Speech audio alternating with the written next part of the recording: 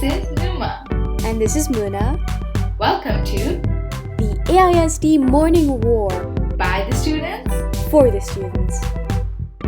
Hello everyone, welcome back to another episode of the Weekly Roar. We hope you had a good weekend and that you'll start the semester off on a good note. Second semester starts out this week, and a huge shout out to everyone in the school community for having endured an entire semester of virtual learning. I hope you all know that, and I hope you understand that it's been a difficult year. So yeah, go ahead and give yourselves a pat on the back. Yeah, good job to all of us, yay! In community news, the whole school will be having a kindness fortnight from February 7th to the 20th, and it will include such events as a kindness challenge for ES and MS students, a compliment week, and a thank the teacher paddlers, so be sure to show your kindness. The first week of on-campus classes for high school students have been largely successful, and we look forward to the upcoming week's classes as well. In local news, Bangladesh, on a great note, is set to begin its inoculation plan as we are set to receive enough vaccines to vaccinate about 9.25% of the population.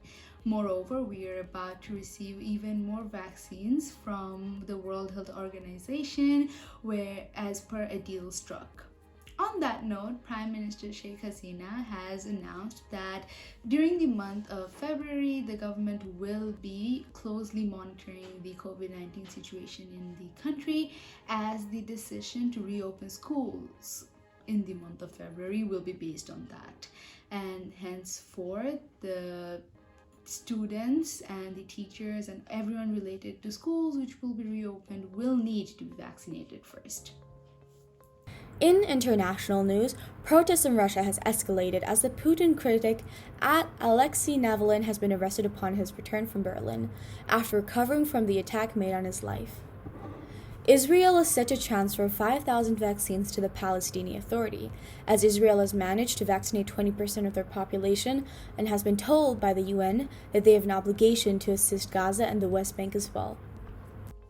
In the midst of an ongoing pandemic, I can personally attest that it is quite hard to remain artistically motivated.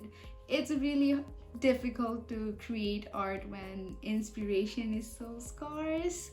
So today we have Mr. Trainer with us, who will be giving us some tips and just some pointers on how we can rethink our surrounding, because it is literally the easiest and quickest source of inspiration we can draw from to create art. So let's hear from Mr. Trainer on how he keeps himself artistically motivated during such a time. Yeah.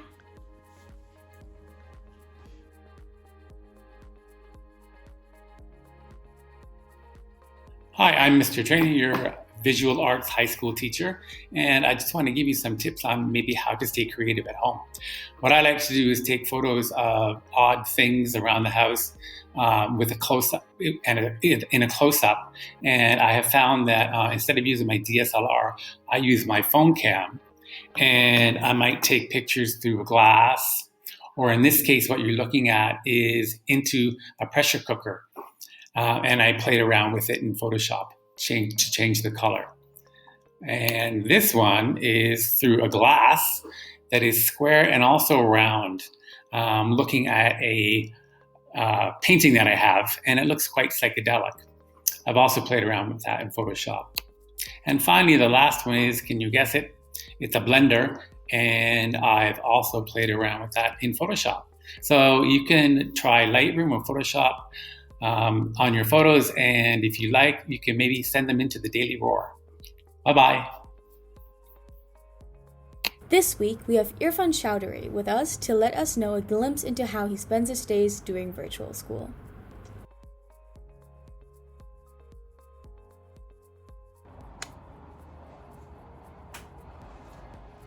Hello.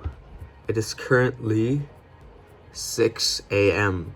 This is usually the time I wake up. I usually wake up at this time and feed the hamsters, but I fed them already yesterday. Wait. There he is. This is Jeremy. I usually wake up around this time and then try to get some work done for some classes. I just gotta do a little bit of math, and then school starts soon.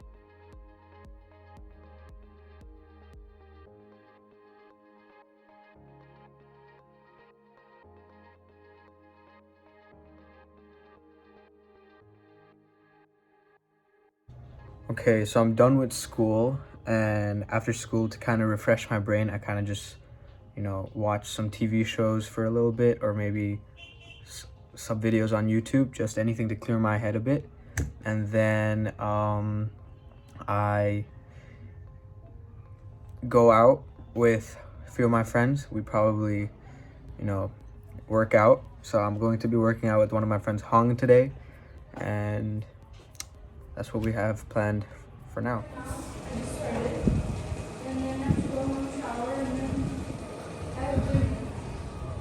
Okay, so we just finished our workout. I'm with Hong. I don't know if you guys can see him over there. So I got back home and I couldn't film it, but I finished up some work for school. And right now I'm just going to go back to sleep. It's around 10:30 right now, so this is around the time I usually go to sleep. Yeah, that was my day, what I usually do, and that's it. Wellness. As we have started to come back to school campus for some after-school activities as well as lessons, let us revisit the COVID-19 guideline set for the school year with Eric. Hi everyone, my name is Eric. Welcome to Wellness, a segment where you can learn how to stay healthy both physically and mentally during virtual school and during our extended period at home. During the past few weeks, more and more students have been allowed into the campus for various activities. There's a glimmer of hope that the campus will reopen sometime soon. To prepare for when this happens, I want to remind you of the general COVID-19 guidelines. I'm sure you would already know this by now, but wear a mask. Make sure it covers both your mouth and your nose. Pinch the flexible wire to seal the mask properly. Also, it might be a good idea to keep a bottle of hand sanitizer in your pocket. Lastly, keep a 2-meter distance between you and the people around you. Masks, hygiene, and the 2-meter bubble will protect the physical wellness of everyone on campus. But just because you have to keep a physical distance between you and your friends doesn't mean you have to distance yourself relationship-wise. If you haven't been doing so already, check in with your peers. Text, call, or FaceTime someone you haven't talked to in a while and catch up on how they've been doing. Maintaining contact and keeping social interactions have become so crucial for our mental well-being. So I encourage you to talk to your friends through social media or maybe even in person safely. So that's it. That's all for today. Stay well. See you next time. In this week's Netflix review, we have Rishita with us, who will be reviewing a recently released mystery/thriller series titled Lupin. Hi everyone, I'm Rashita and today I'm reviewing Lupin, a French series on Netflix. So to summarize, Lupin is a retelling of a classic French story written by Maurice Leblanc, and this series follows the story of a character named Arsène Diop, inspired by Arsène Lupin, a professional thief. Arsene's father was an immigrant from Senegal, and unlike any other parent, he had to come to France to seek a better life for his only child. And after getting framed for the theft of an expensive diamond necklace by his employer, Arsene's father takes his life in prison from shame. And after 25 years, Arsene sets out to get revenge on the Pellegrini family, the employers, by exposing their crimes. So to review, Lupin is that one show that we all wish had every genre incorporated into it. And it's everything from mystery to action to a dash of comedy. And even though you feel conflicted on whether or not to support Arsene with his actions, you can't help but love the character and always give in to supporting him. Unlike the stereotypical thief where they steal because that's what they can only do, Arsene has a rightful motivation as to why he steals. Similarly, the antagonists of the story also have motivation behind everything they do, making the series very realistic and even more entertaining, which only makes the series more easier to binge watch. So as of right now, they only have part 1 of the first season, so there's only 5 episodes, each being around 45 minutes. And I'd say that the only bad part about the show is that it ends the first part with a cliffhanger, meaning you have to wait until they release the second part in order to figure out the many unanswered questions left in the first part. So to conclude, if you're someone who enjoys shows or movies such as Money Heist or Now You See Me, I think you would really enjoy this show as well. Thank you so much for tuning in today to the Weekly Roar. Be sure to turn in next time as well so you can catch up on some community news and world affairs. Please, as Eric mentioned, try to remember to keep your masks with you. Have your masks on. That's all, guys. So yeah, stay safe.